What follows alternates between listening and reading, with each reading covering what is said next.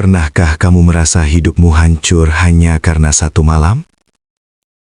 Gadis ini tak pernah menyangka hujan akan membawanya pada pria yang paling ia takuti, sekaligus yang paling ia butuhkan. Sebuah kisah tentang keterikatan, pilihan, dan cinta yang lahir dari luka terdalam. Jika kamu suka kisah yang menyentuh hati dan penuh makna, jangan lupa subscribe, like videonya, share ke teman-temanmu, dan tuliskan pendapatmu di kolom komentar. Karena setiap cerita punya pelajaran yang layak dibagikan. Pernahkah kamu membayangkan hidupmu berubah hanya karena satu keputusan kecil? Satu langkah yang terlihat sepele, namun menyeretmu ke jalan yang sama sekali tak pernah kamu pilih. Malam itu, hujan turun tanpa ampun, seperti ingin membersihkan kota dari dosa-dosa yang tak pernah terucap. Aku berdiri sendirian di bawah lampu jalan, menunggu sesuatu yang bahkan tak kupahami. Sebentar lagi, gumamku pada diri sendiri, mencoba menenangkan jantung yang berdetak terlalu cepat. Aku tak tahu bahwa di balik suara hujan itu, takdir sedang berjalan mendekat, pelan, dingin, dan tak bisa kuhentikan. Banyak orang berkata, cinta datang dengan cara yang indah. Tapi tak ada yang memperingatkanku bahwa cinta juga bisa datang melalui rasa takut, air mata, dan keterikatan yang menyakitkan. Assalamualaikum warahmatullahi wabarakatuh. Jika kamu mendengar kisah ini hari ini, aku percaya itu bukan kebetulan. Selamat datang di channel ini, tempat di mana cerita-cerita hidup yang pahit, getir, namun penuh makna dibagikan dengan jujur. Sebelum kisahku berlanjut lebih jauh, izinkan aku mengajakmu, jangan hanya menjadi penonton. Tekan tombol subscribe, dukung dengan like, dan bagikan kisah ini kepada mereka yang mungkin sedang merasa sendirian. Karena terkadang, satu cerita bisa menjadi pegangan hidup seseorang. Dan mungkin, kisahku akan menemukan jalannya ke hatimu. Shallallahu ala Muhammad, Shallallahu alaihi wasallam. Dalam setiap langkah hidupku setelah malam itu, aku mulai percaya bahwa takdir tak pernah datang tanpa izinnya. Bahkan saat aku terikat, bahkan saat aku menangis, ada doa yang diam-diam menyelimutiku. Aku mengucap sholawat dengan bibir gemetar, berharap ketenangan turun bersamanya. Ya Allah, bisikku di antara deras hujan dan ketakutan. Jika ini ujian, kuatkan aku. Jika ini jalan, tuntun aku. Dan entah mengapa, di tengah kekacauan itu, hatiku terasa sedikit lebih tenang, seolah ada janji bahwa aku tidak sendirian. Namaku Alia. Aku hanya seorang gadis biasa, tak pernah bermimpi tentang rumah besar, pria berjas hitam, atau dunia gelap yang sering kulihat di berita. Malam itu, gaun merahku basah menempel di tubuh. Dingin, merayap sampai tulang. Pergelangan tanganku terikat pita merah. Bukan kasar, tapi cukup kuat untuk mengingatkanku bahwa aku tak bebas. Air mata jatuh tanpa suara. Aku hanya ingin pulang, lirihku.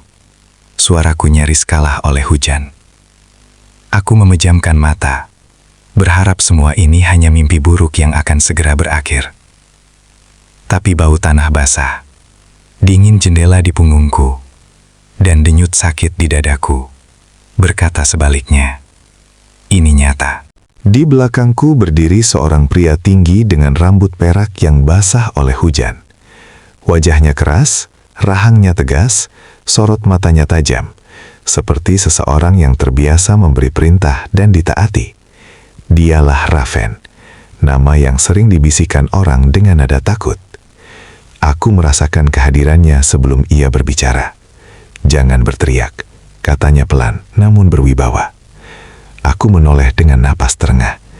Tolong, aku tidak tahu apa salahku, ucapku putus asa.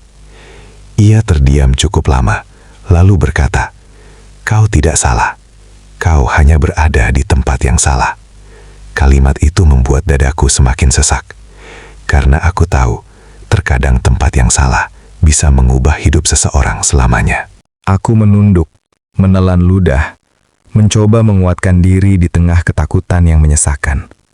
Tanganku gemetar, bukan hanya karena dingin, tetapi karena pikiranku dipenuhi bayangan terburuk.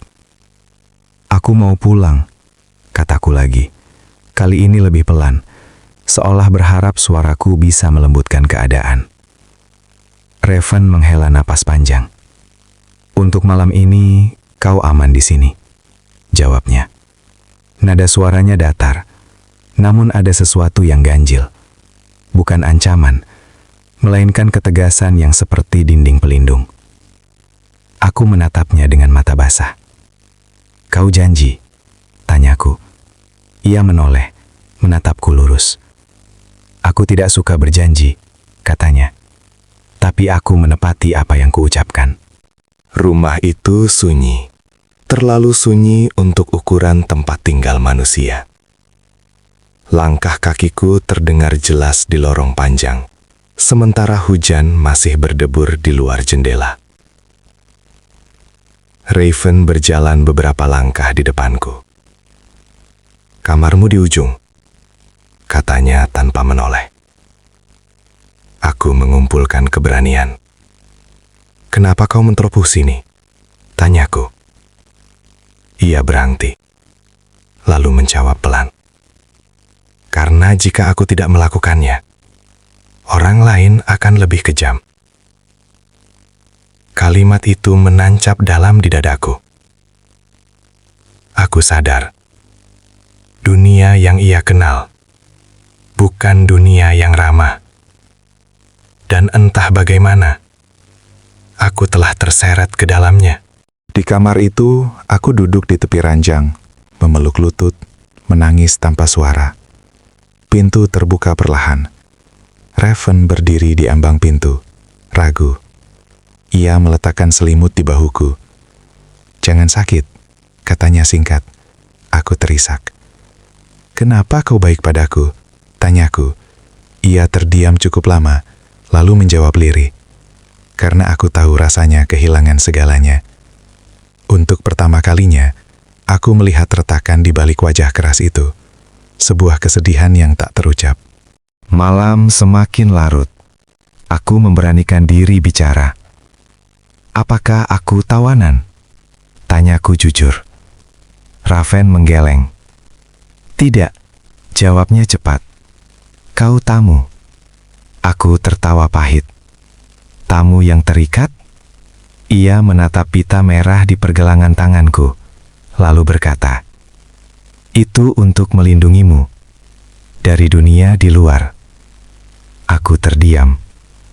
Dunia macam apa yang lebih berbahaya daripada dirinya? Pertanyaan itu berputar di kepalaku, membuatku sadar bahwa kebenaran tak selalu hitam dan putih. Sebelum pergi, Raven berkata pelan, jika kau butuh sesuatu, panggil namaku. Aku mengangguk. Saat pintu tertutup, hatiku bergetar oleh perasaan asing. Bukan aman sepenuhnya, tapi tidak lagi sendirian. Aku berbaring, menatap langit-langit, mendengar hujan yang kian mereda. Di dalam hatiku, muncul bisikan yang menakutkan sekaligus hangat. Bagaimana jika orang yang paling kutakuti justru menjadi tempatku berlindung? Dan malam itu, untuk pertama kalinya sejak semuanya terjadi, aku tertidur dengan air mata yang perlahan mengering. Pagi datang tanpa suara. Cahaya matahari menyelinap malu-malu melalui tirai tebal, menyentuh wajahku yang masih lelah oleh tangis semalam. Untuk sesaat aku lupa di mana aku berada, hingga aroma asing dan keheningan rumah ini menyadarkanku kembali. Pintu diketuk pelan. Sarapan. Suara Raven terdengar dari balik pintu. Aku membuka sedikit. Ia berdiri dengan jarak yang sopan, seolah tak ingin melanggar batas yang tak tertulis. Kau tidak harus menemaniku, kataku canggung. Ia menggeleng. Aku hanya memastikan kau makan. Kalimat sederhana itu membuat dadaku menghangat tanpa alasan yang jelas.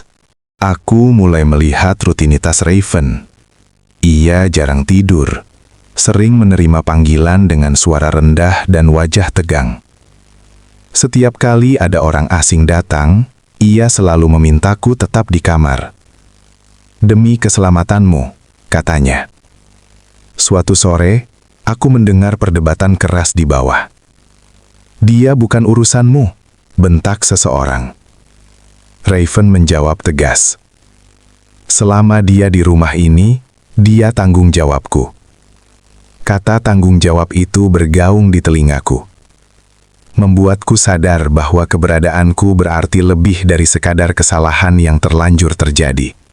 Malam itu, aku melihat Raven berbicara dengan seorang wanita. Mereka tampak dekat. Hatiku nyeri tanpa alasan. Saat ia kembali, aku bertanya dengan suara bergetar, "Siapa dia?" Raven terkejut, lalu tersenyum tipis. "Kau cemburu?" tanyanya. Aku menunduk. "Aku tidak berhak," jawabku jujur. Ia menghela napas. "Dia masa lalu," katanya. "Dan kau? Kau masa kini." Kata-kata itu membuat pipiku panas, sementara hatiku berdebar tak karuan.